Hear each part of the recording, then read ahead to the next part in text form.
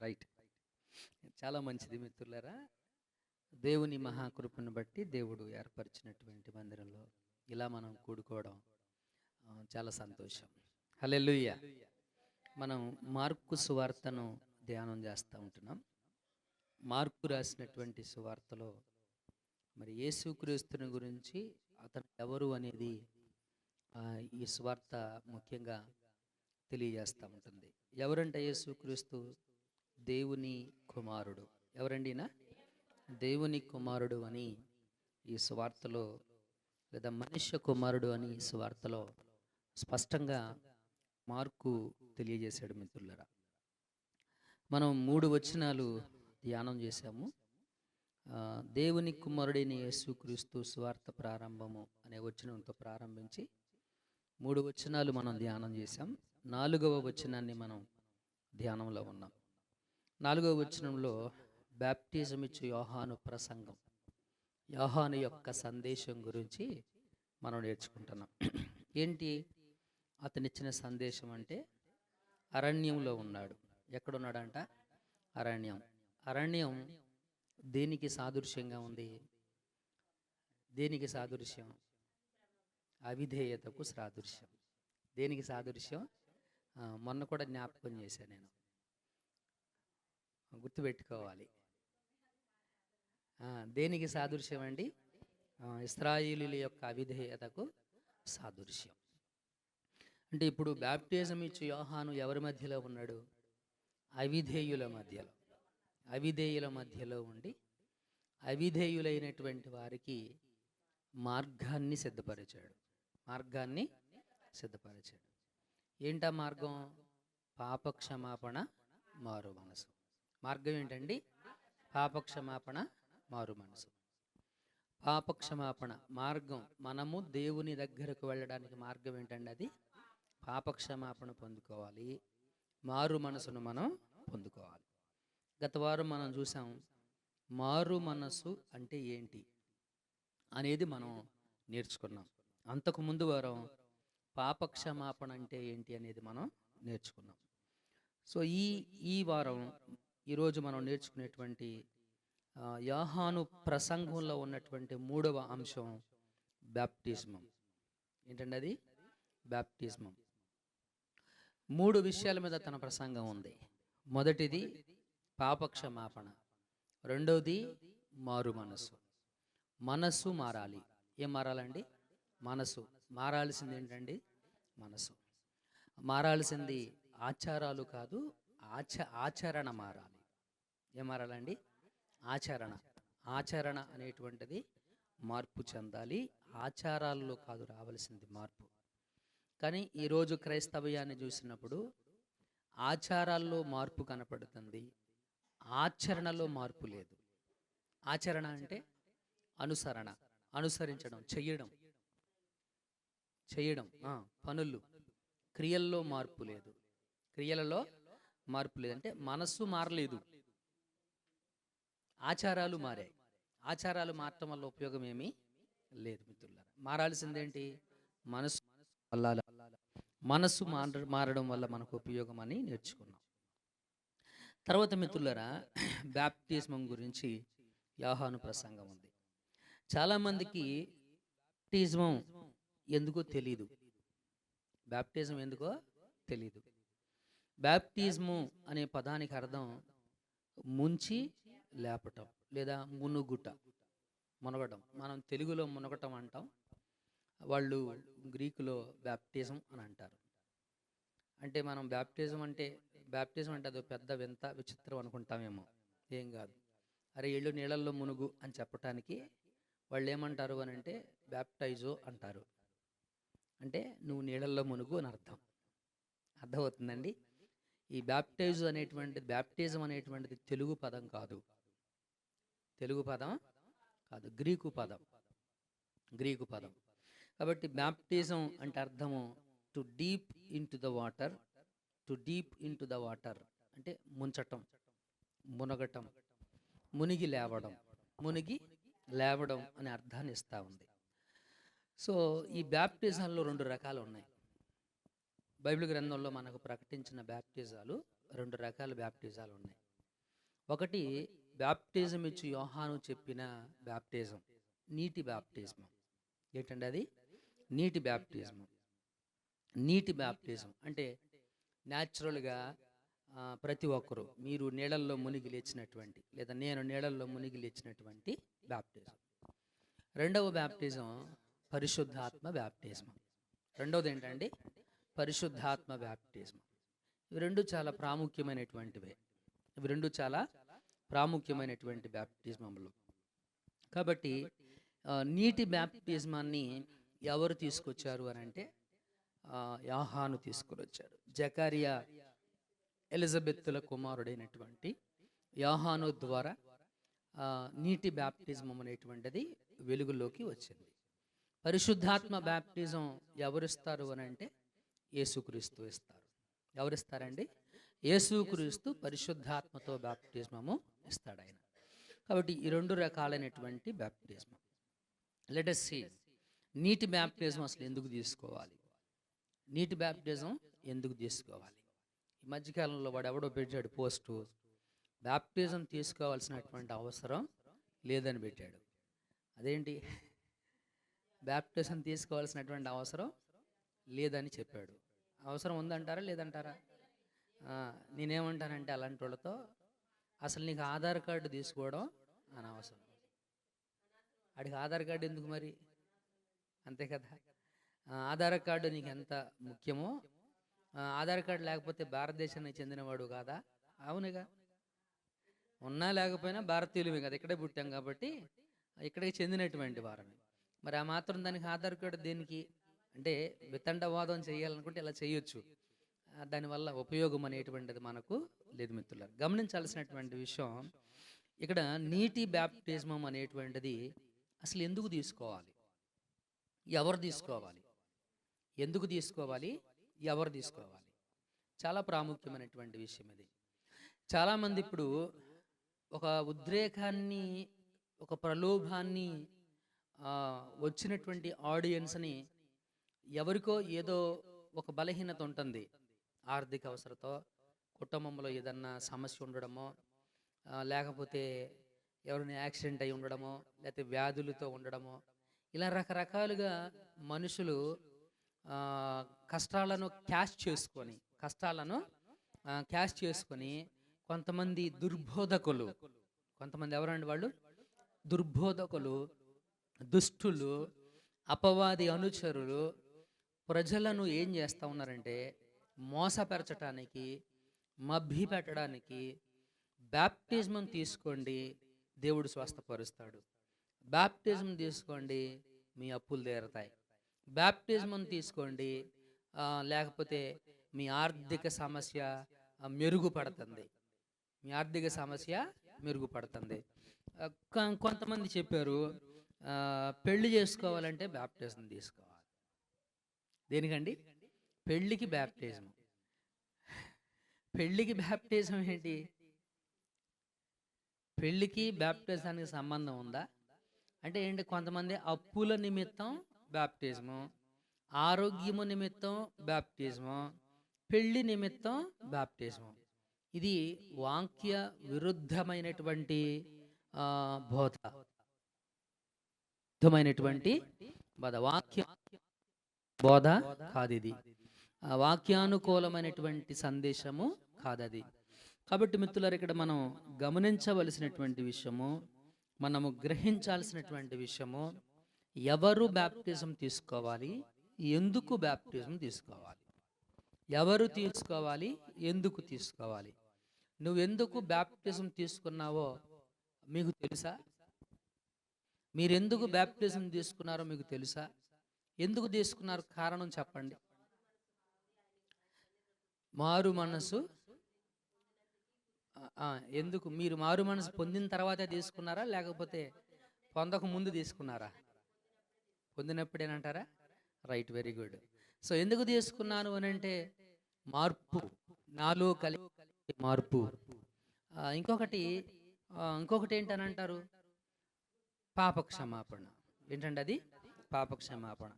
So నీటి baptism ఎవరు తీసుకోవాలి, ఎందుకు తీసుకోవాలి అని అంటే నీటి బ్యాప్టిజం ఎవరు తీసుకోవాలి, ఎందుకు తీసుకోవాలి? ఎందుకు తీసుకోవాలి అంటే, ఎవరు తీసుకోవాలి అంటే, ముందు పాపక్షమాపణ నిమిత్తం. దేని నిమిత్తం అండి? నిమిత్తము అంటే కారణం, కారణాన్ని బట్టి. సో ఇక్కడ మనిషి, మానవుడు, అది నువ్వు అవ్వచ్చు, నేను అవ్వచ్చు, వేరే వాళ్ళు అవ్వచ్చు. నేను పాపక్షమాపణను పొందుకుంటే I am eligible to take నేను బ్యాప్టిజం తీసుకోవడానికి అర్హుడను. నేను పాపక్షమాపణ పొందని పక్షంలో I am not eligible to take baptism.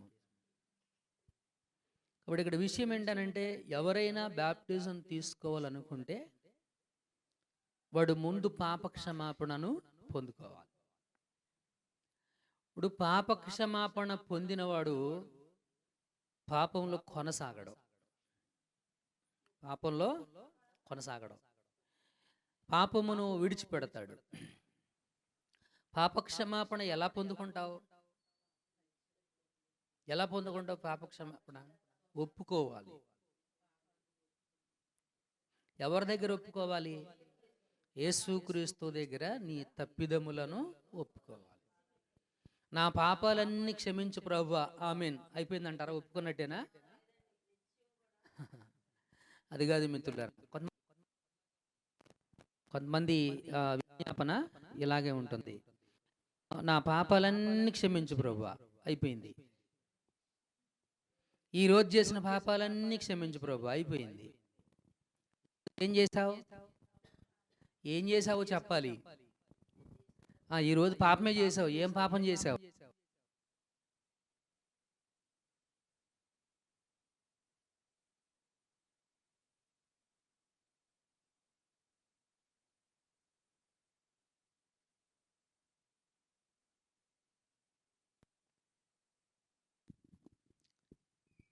ఈరోజు పాపం చేసావు, ఏం చేసావో చెప్పాలి దేవుని దగ్గర.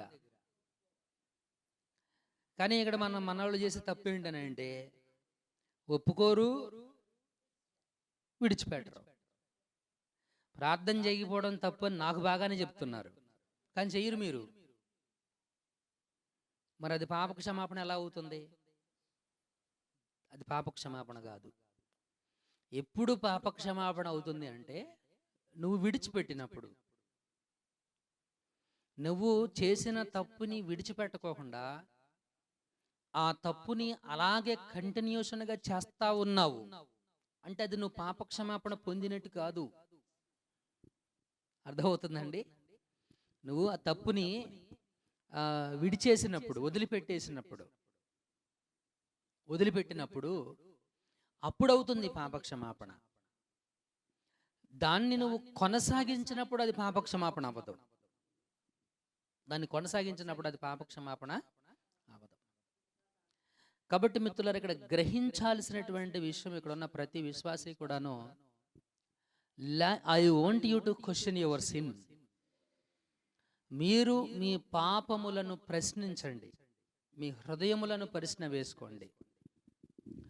Have you really confessed your sin? నువ్వు నిజంగా నీ పాపమును ఒప్పుకున్నావా? ఒప్పుకోవడం అంటే దాన్ని మనసులో ఉంచుకోవడం కాదు. ఒప్పుకోవడం అంటే మనసులో ఉంచుకోవడం కాదు. అది నీ మనసులోనే ఉంది అంటే దాని అర్థం ఏంటి? ఒప్పుకోలేదు, విడిచిపెట్టలేదు, వదిలిపెట్టలేదు. అది నీ మనసులోనే ఉంది అన్నట్టు దాని అర్థం ఏంటి? ఇంకా నీ పాపములను నువ్వు విడిచిపెట్టడం ఏం లేదు. పాపములను విడిచిపెట్టకుండా బాప్టిజం తీసుకోవడానికి అర్హుడవు కాదు.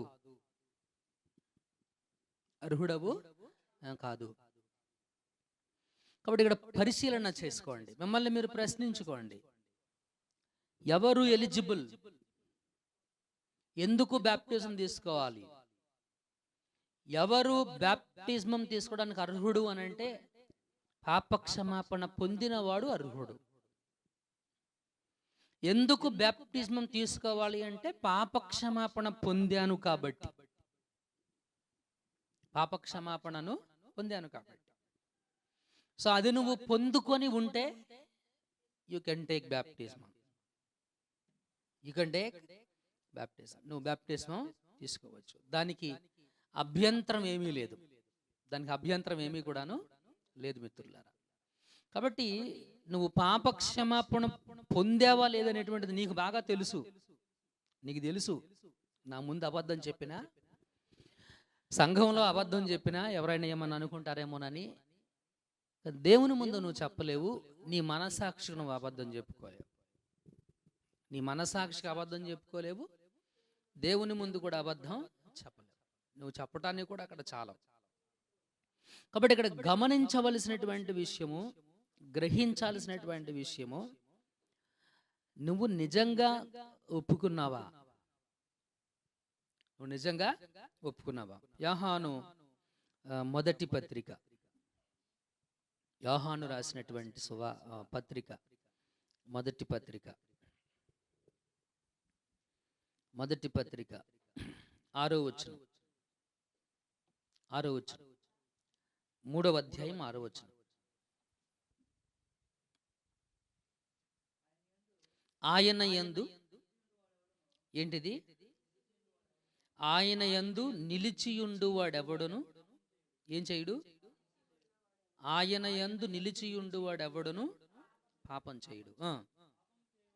పాపం చెయ్యువాడెవ్వడును ఆయనను చూడను లేదు, ఎరుగను లేదు.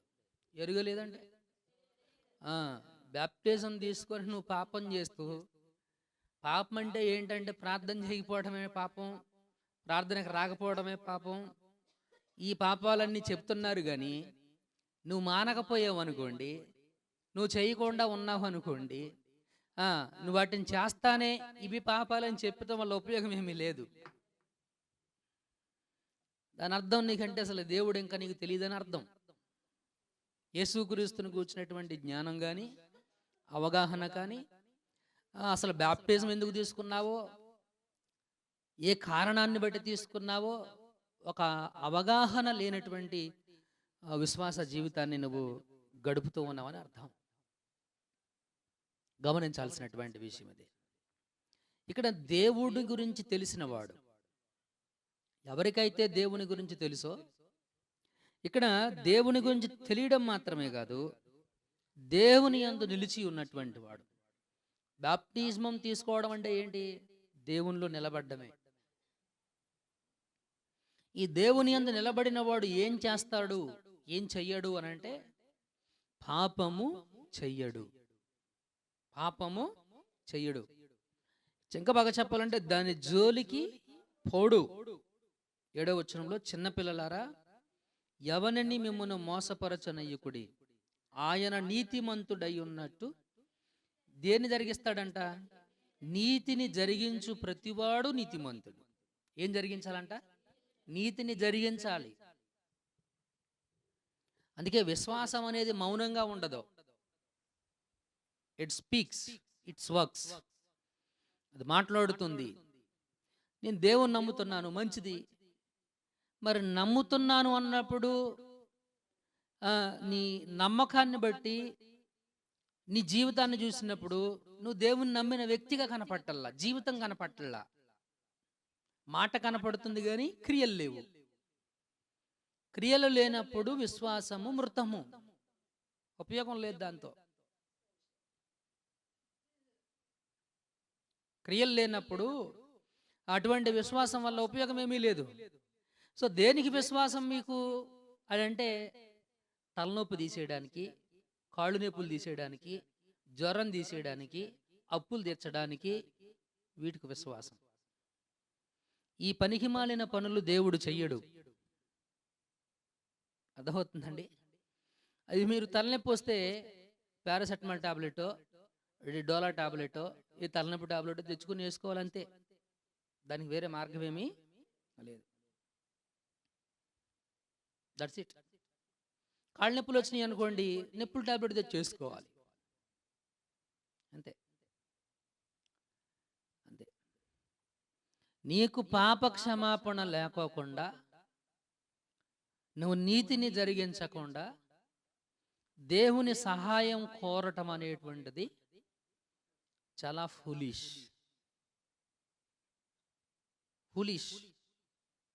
అవివేకం.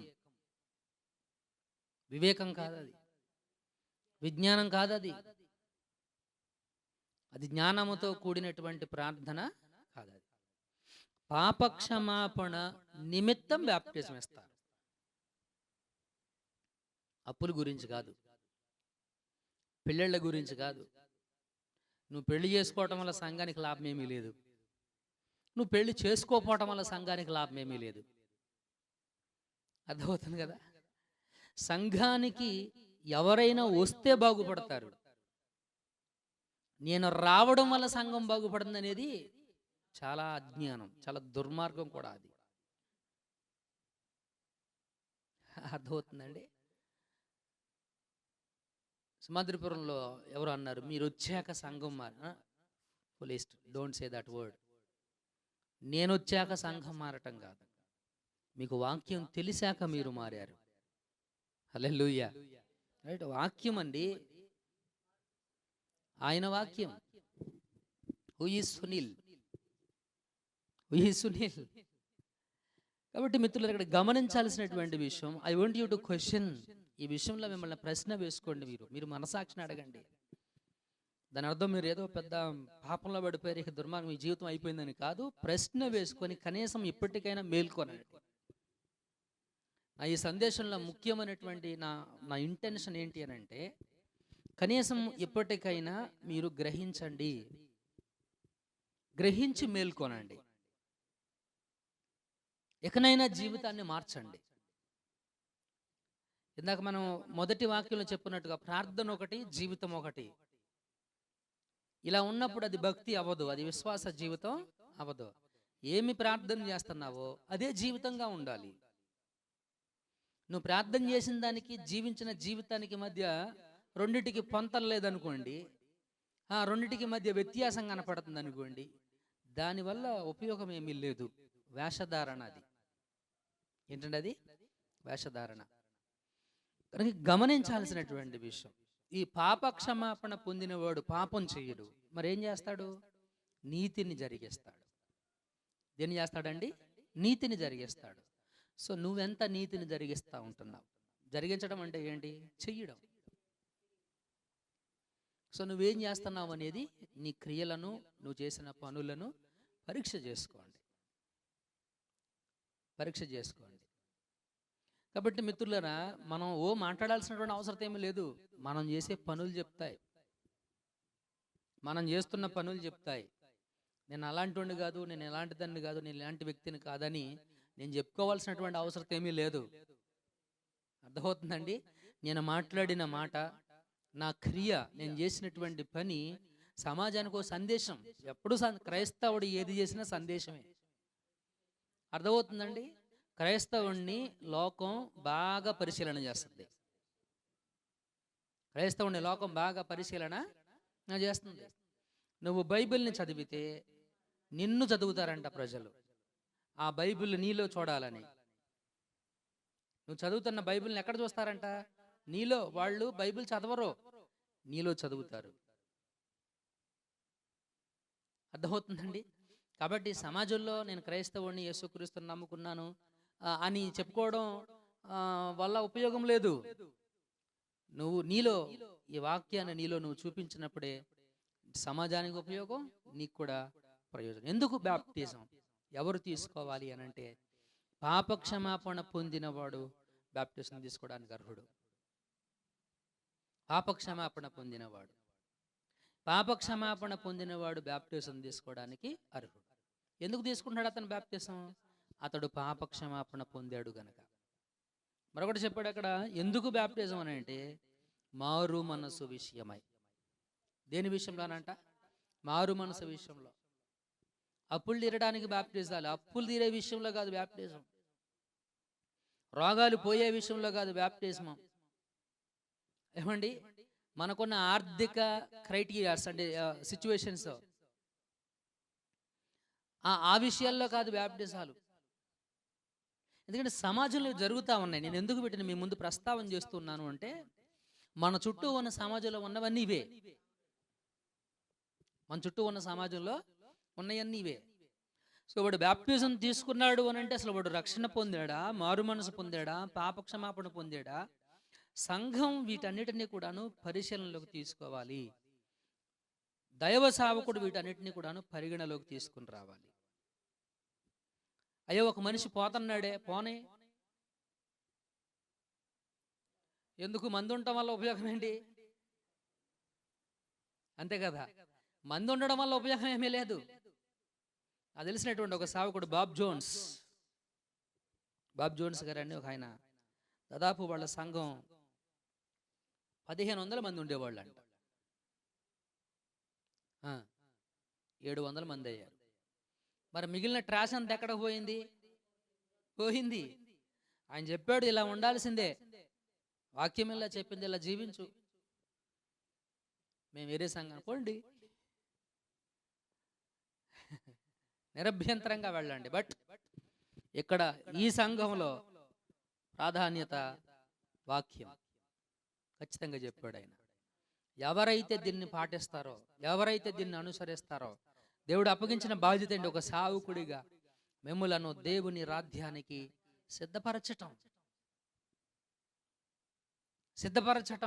దైవ సావుకుడికి దేవుడు ఇచ్చినటువంటి బాధ్యత. కాబట్టి మిత్రులు, ఇక్కడ మనుషులు పోతున్నారనో అవి కాదు కావలసింది. వాక్యానుసారమైన జీవితం, వాక్యానుసారమైనటువంటి జీవితం. We are working for lord.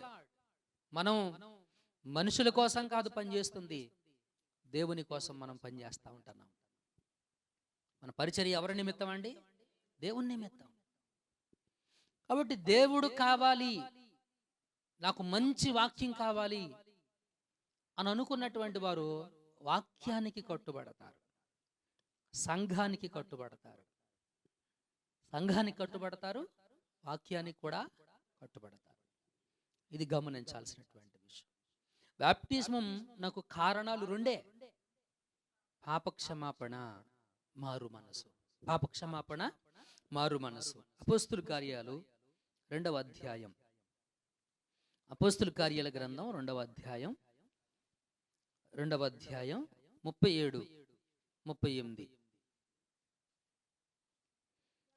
వారు ఈ మాట విని ఏమైందంట వీళ్ళకి? నొచ్చుకొని ఏమైంది వీళ్ళకి? పేతురు చేసినటువంటి ప్రసంగం వల్ల వచ్చినటువంటి వారికి హృదయంలో నొచ్చుకున్నారంట. నొచ్చుకోవడం అంటే బాధపడ్డారు. ఇంకా బాగా ఇక్కడ చెప్పాడు, హృదయంలో పొడిచినట్టు ఉందంట వాళ్ళకి. కింద పుట్టినోట్లో రాశాడు, పొడవబడి. హృదయంలో ఏమైంది వాళ్ళకి? పొడవబడింది. వాక్యం ఎప్పుడు అలాగే ఉంటుంది. గమనించండి మిత్రులారా, మనమైతే చాలా ఫీల్ అవుతాం, మాస్టర్ గారు మమ్మల్ని అట్లా అన్నారు, ఇట్లా అన్నారు అని చెప్పేసి. అవసరంలా, అంత ఫీల్ అవ్వాల్సినటువంటి అవసరం ఏమీ లేదు. మనం మార్చుకుంటే చాలు. మన జీవితాన్ని మనం మార్చుకోగలగాలి. నీ హృదయంలో పొడుచుకుందా? Praise the lord. అక్కడ నువ్వు గమనించాల్సినటువంటి విషయం ఏంటో తెలుసా మిత్రులారా? దేవుడు నీతో మాట్లాడాడు. అక్కడ వాళ్ళకి హృదయంలో నొచ్చుకొని, సహోదరులరా మేమేమి చేతుమని పేతురును కడమ అపోస్తులను అడిగారంట. వీళ్ళు అడిగారు, ఏమడిగారు? అయ్యా సరే, నువ్వు ఇట్లా చేస్తున్నావు, బోధ ఇలా చెప్పావు, మరి ఇంతకీ మమ్మల్ని ఏం చేయమంటావు? అలాంటి విశ్వాసి కావాలండి. ఇంతకీ మమ్మల్ని ఏం చేయమంటావు అని అడిగారు. అప్పుడు పేతురు వాళ్ళకి చెప్పిన మాట ఏంటంట? మీరేం పొందుకోవాలి? మారు మనసు పొంది. దేని కారణం అంట? 2 కారణాలు చెప్పాడు. 1, మారు మనసు పొందండి. 2, పాప క్షమాపణ నిమిత్తము ఏం చేయమన్నాడు? ప్రతివాడు యేసుక్రీస్తు నామమున రైట్, బాప్టిజం పొందండి. హల్లెలూయా. చూడండి, అక్కడ కారణాలు చెప్పాడు. మీరు మీరు చేయాల్సిన పని ఏంటి? మిమ్మల్ని ఏం చేయమంటావు? మీరేం చేయాలంటే మారు మనసు పొందండి, మనసు మార్చుకోండి.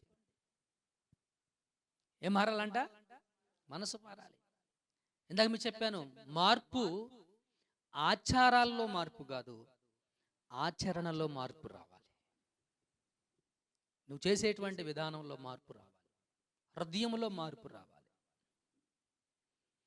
మారు మనసు పొంది పాప క్షమాపణ నిమిత్తం ఏం చేయమన్నాడు? యేసుక్రీస్తు నామములో అందరూ కూడాను బాప్టిజం పొందండి. ఈ రెండు కారణాల విషయంలో బాప్టిజం తీసుకోవాలి. పెళ్ళిళ్ళ గురించి, అప్పుల గురించి, రోగాల గురించి, ఏమండి ఆర్థిక ఇబ్బందుల గురించి, లేకపోతే ఇంకో దాని గురించి, వీటి గురించి మీరేమీ దిగులు పడాల్సినటువంటి అవసరం ఏమీ లేదు. మీరు అడగండి, దేవుడు చేస్తాడు, అంతే. That's it. మీరు ప్రార్థన చేయండి, దేవుడు చేస్తాడు. స్పెషలిస్టులు కూడా ఎవరైనా ఏమి లేరు. నువ్వు అడిగినా ప్రార్థన చేస్తూ వింటాడు ఆయన. నువ్వు అడిగినా వింటాడు ఆయన. ఆయన అంటాడు, కీర్తనాకారుడు అంటాడు, దరిద్రుడు మొర్ర పెట్టగా ఆయన విన్నాడు, ఆయన ఆలకించాడు. ఎవరంటే అతను? ఎవరంట? దీనుడు ఉన్నాడు, ఆ దీనులో దరిద్రుడు కూడా ఉన్నాడు. దరిద్రుడు మొర్ర పెట్టగా ఆయన విన్నాడు. మరి నువ్వు ప్రార్థన చేస్తే ఆయన వింటా? అందుకని చెవుడా? బట్ ద ఓన్లీ థింగ్, ఆయన వినాలి అని అంటే ఇక్కడ అడ్డం ఏముంది అంటే పాపం. ఆ పాప క్షమాపణ పొందు, మారు మనసు పొందు. ఆయన వింటాడు ప్రార్థన ఆయన వింటాడు. వినిన తర్వాత ఆయన మౌనంగా ఉండడు, స్పందిస్తాడు. ఆయన స్పందన ఎలాగుంటుంది? పొద్దున మనం కీర్తనలో చూసాం మనం. హల్లెలూయా. కాబట్టి ప్రభునందు మిత్రులు గమనించాల్సినటువంటి విషయం ఇది. చూడండి, 47వ వచనం కూడా చదవండి, అదే అధ్యాయం. కాబట్టి అతని వాక్యము అంగీకరించిన వారు ఎవరంట? వీళ్ళు. Right. So it should be accepted. ఏంటి? ఏది యాక్సెస్ చేయాలి? వాక్యాన్ని అంగీకరించాలి. ఈ పేతురు చేసినటువంటి ప్రసంగంలో ఆయన చెప్పిన 2 మాటలు, మీరు మీరు పాప క్షమాపణ పొందండి, మారు మనసు పొందండి. ఈ 2 కారణాల నిమిత్తం మీరు యేసుక్రీస్తు నామములో బాప్తిసం పొందండి. ఈ మాటలను వాళ్ళు అంగీకరించారు. ఈ మాటలను ఏం చేశారంటే వాళ్ళు అంగీకరించారు. కొంతమందికి ఈ మాటలు అంగీకారంగా ఉండవు. అంటే కొంతమందికి ఏం కావాలంటే ముందు అప్పు తీరాలి, ముందు డబ్బులు ఇవ్వాలి. దేవుడు అంటే ఏంటనంటే డబ్బులు ఇచ్చేవాడు.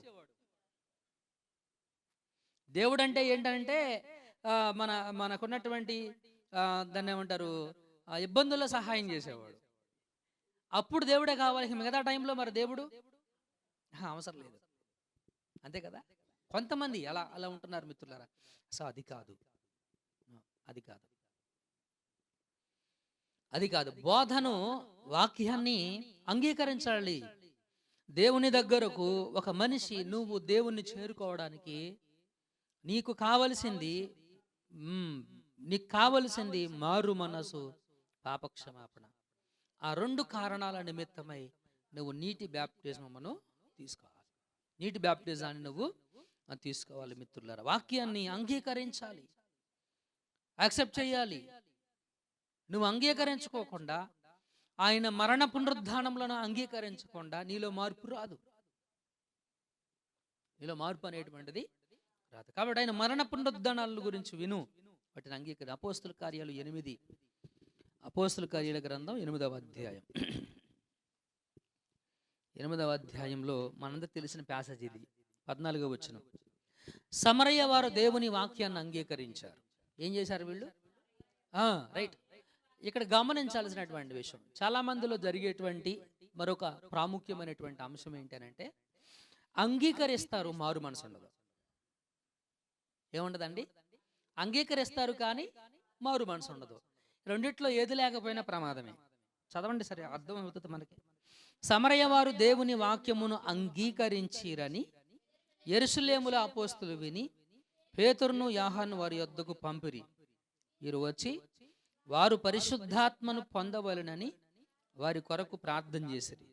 అంతకు ముందు వారిలో ఎవని మీదను ఆయన దిగి ఉండలేదు. వారు ప్రభువైన యేసు నామమున మాత్రం నామమును బాప్టిజమము అక్కడ ఓడి మర్చిపోయావు, ఏంటది? మాత్రము పొంది ఉండేది. మాత్రము అంటే బాప్టిజమం అయితే తీసుకున్నారు, వాక్యం అయితే అంగీకరించారు. మరి వీళ్ళు చెయ్యని పని ఇంకోటి ఏంటి? పాపక్షమాపణ లేదు, మారు మనసు లేదు. ఈ రెండు లేకపోవడం వల్ల వారిలో పరిశుద్ధాత్మ లేదు. వారిలో ఏం లేదండి? పరిశుద్ధాత్ముడు లేడు. కాబట్టి ఇక్కడ విషయము అర్థం కావడం కోసం మరలా చెప్తున్నాను మీకు. ఒక పాపి సువార్తను వినినప్పుడు పాపక్షమాపణ పొందాలి, మారు మనసు పొందాలి, వాక్యాన్ని అంగీకరించాలి. వాక్యాన్ని అంగీకరించాలి. అంగీకరించినప్పుడే పాపక్షమాపణ పొందినప్పుడే మారు మనసు పొందినప్పుడే పరిశుద్ధాత్మ వరము అనేటువంటిది నువ్వు పొందుకుంటావు. హల్లెలూయా. కాబట్టి మిత్రులు ఇక్కడ గమనించండి, ఇక్కడ ఒక మనిషి ఇక్కడ బ్యాచ్ ఉంది. సమరయ వాళ్ళు వాక్యం అంగీకరించారు, బాప్టిజం తీసుకున్నారు యోహాను చెప్పినట్టు. కానీ వీళ్ళకి ఏం లేదు? మారు మనసు లేదు. పేతురు యోహాను వచ్చి వాళ్ళ కోసం ప్రార్థన చేశారంట. మనం చేస్తూ ఉంటాం కదా, ఎవరైనా ప్రార్థన వాళ్ళకు మా కుటుంబం కోసం చేయండి అంటే వారి నిమిత్తం ప్రార్థన చేస్తూ ఉంటాం. అలాగే పేతురు యోహాను ఈ సమరయ వాళ్ళ కోసం ప్రార్థన చేశారు. ప్రార్థన చేసినప్పుడు ప్రార్థన వారిలో తీసుకొచ్చింది మార్పు. ఇది గమనించండి అండి. నేను అందుకనే మిమ్మల్ని, మనం ఎప్పుడు ప్రాధేయపడేది మీ భర్తల కోసం, మీ బిడ్డల కోసం ఇక్కడ మాత్రమే కాదు. ఇక ఏదో ఉపవాస కొడుకులు పెట్టినప్పుడు, శనివారం విజ్ఞాపనలో, ఆదివారం ప్రార్థనలో ఇక్కడ మాత్రమే కాదు. సో నిరంతరము నీ కుటుంబ రక్షణ నిమిత్తము నువ్వు ప్రార్థన చెయ్యాలి. వారి మారు మనసు నిమిత్తం నువ్వు ప్రార్థన చెయ్యాలి. సో నువ్వు ఎంతవరకు వారి కోసం ప్రాధేయపడుతున్నావు, ఎంతవరకు వారి నిమిత్తం దేవుని దగ్గర గోజాడుతూ ఉన్నావు అనేటువంటిది నీ ప్రార్థన జీవితం తెలియజేస్తుంది.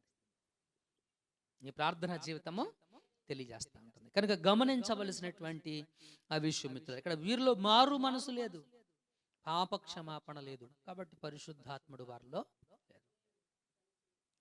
హల్లెలూయా. కాబట్టి ఇక్కడ గమనించవలసినటువంటి విషయం ఇది. మరొక వచనం 8వ అధ్యాయం 38వ వచనం.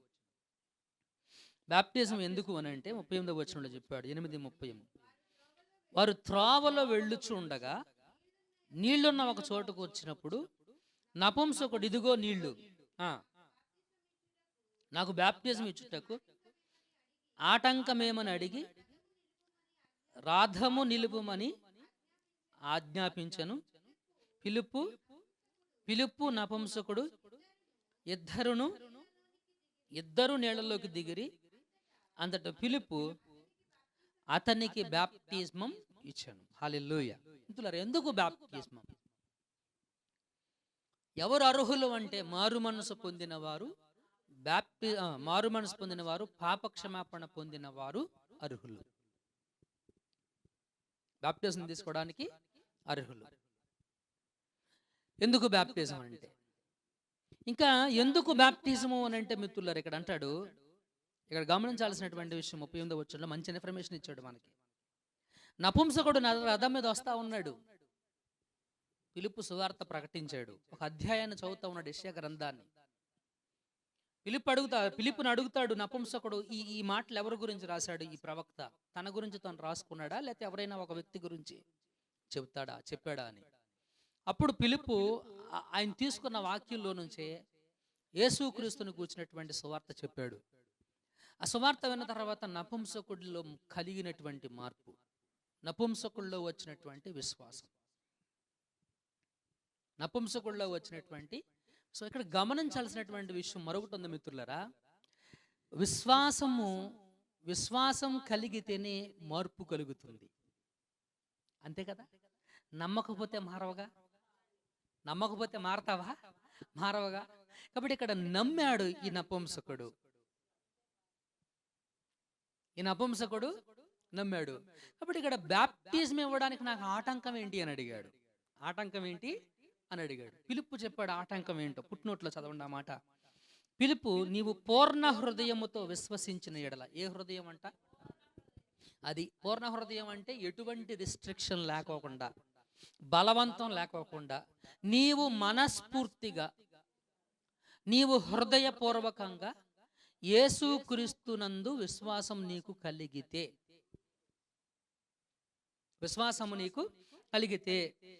విశ్వసించిన ఎడల పొందవచ్చు. విశ్వాసం ఉంచితే నువ్వు పొందొచ్చు. అంతే, ఆటంకం ఏమీ లేదు. బ్యాప్టిజం ఇవ్వడానికి ఆటంకం ఏమీ లేదు. నువ్వు అది బ్యాప్టిజం ఇవ్వడానికి నీలోనే ఉంది ఆటంకం. అదేంటనంటే నువ్వు విశ్వసించావా లేదా?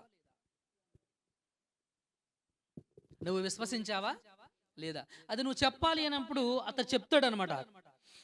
పొందవచ్చు అని చెప్పాను. అతడు యేసుక్రీస్తు దేవుని కుమారుడని విశ్వసించుచున్నానని ఉత్తరం ఇచ్చాడు. యేసుక్రీస్తు దేవుని కుమారుడని విశ్వసించుచున్నాను, నమ్ముతున్నాను అని చెప్పాడు. ఇది ఎందుకు అంటే బ్యాప్టిజం అంటే మిత్రులారా, మరొకసారి, ఇన్వర్డ్ ఫెయిత్, అవుట్వర్డ్ అపీరియన్స్. లోపలున్నటువంటి విశ్వాసం, లోపలున్నటువంటి మార్పు, హృదయములో జరిగినటువంటి పాపక్షమాపణను బయటకు తెలియపరచటం, బయటకు ఎక్స్ప్రెస్ చేయడం. సమాజానికి నీ బ్యాప్టిజం ఎందుకు అనంటే నీవు విశ్వసించావు, నీ లోపల పాపక్షమాపణ జరిగింది, నీ లోపల మారు మనస్సు కలిగింది, నీ లోపల విశ్వాసం కలిగింది, నువ్వు వాక్యాన్ని అంగీకరించావు. 4 జరిగాయి. నీలో విశ్వాసం, వాక్యాన్ని అంగీకరించటం, మారు మనసు, పాపక్షమాపణ. ఇవి జరిగాయి. అవి ఎక్కడ జరగాలి? హృదయంలో ఉండాలి. ఊరికే బొట్టు గాజులు తీసేసి తెల్లచీర కట్టుకోవడం కాదు. అర్థమవుతుందండి? అర్థమవుతుందా? అది కాదు. హృదయం ఇది ఎంత మారింది. అది ఇక్కడ ఈ నపుంసకుడిని పిలుపు అడిగాడు. నువ్వు విశ్వసించినట్లయితే తీసుకోవచ్చు, అభ్యంతరం ఏం లేదు. హల్లెలూయా, మహిమ దేవునికి కలుగును గాక. సో ఎందుకు బ్యాప్టిజం తీసుకోవాలి? విశ్వసించినవాడు, వాక్యాన్ని అంగీకరించినవాడు, పాపక్షమాపణ పొందినవాడు, మారు మనసు పొందినవాడు బ్యాప్టిజం తీసుకోవాలి. బ్యాప్టిజం తీసుకోవడానికి అర్హత కలిగిన వాడు. దీనికి బలవంతమేమీ లేదు. కొంతమంది ప్రలోభం, అయ్యా నువ్వు బ్యాప్టిజం తీసుకో, ముందు బ్యాప్టిజం తీసుకో, పరలోకం వెళతావు. ఎంత పిచ్చి బోధండి అది. అడగబోతాడు.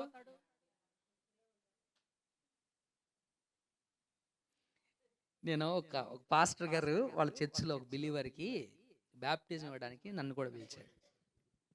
అయ్యా నేను ఒక్కడే ఉన్నాను, నాతో పాటు నువ్వు కూడా రా అని చెప్పేసి ఇద్దరం పోలవరం ప్రాజెక్టులోకి వెళ్ళాం. వాళ్ళ సంఘం వచ్చారు, ఆ అబ్బాయిని కూడా తీసుకుని వెళ్ళాం. సరే, నేను ఆ పాస్టర్ గారు నీళ్ళలో దిగాం, బ్యాప్టిజం ఇచ్చాం.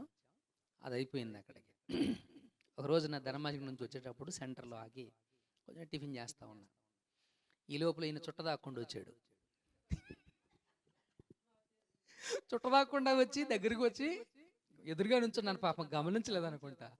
గబురుగా వచ్చి ఇట్లా అనేటు వీల్ చెట్టు చూసేసరికి ఎదురుగా నేను ఉన్నా. కప్పుకుని కింద పడేసి వందనాలు అయ్యారు అన్నారు. ఆ నోట్లోంచి పొగ వస్తానే ఉంది. ఆ నోట్లోంచి పొగ వస్తానే ఉంది. నేను మనసులో అనుకున్నాను, నవ్వుకున్నాను. ఆశ్చర్యం వేసింది, ఒక బాధ వేసింది.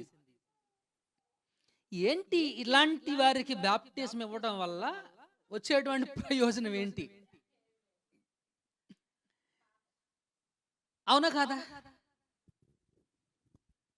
ఇచ్చినోడు పాపం చేసినట్టే. ఇచ్చినవాడు పాపం మనం చేసినట్టే. మీరు కూడా మానేయాలి. నిజమే. మీరు మీ స్వహస్తాలతో అది తీసుకెళ్తున్నారు.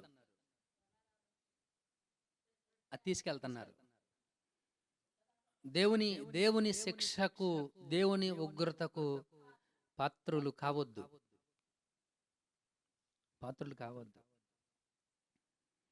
గమనించాల్సినటువంటి విషయం మిత్రుల, చాలా జాగ్రత్తగా మనం గమనించవలసినటువంటి విషయం ఇది.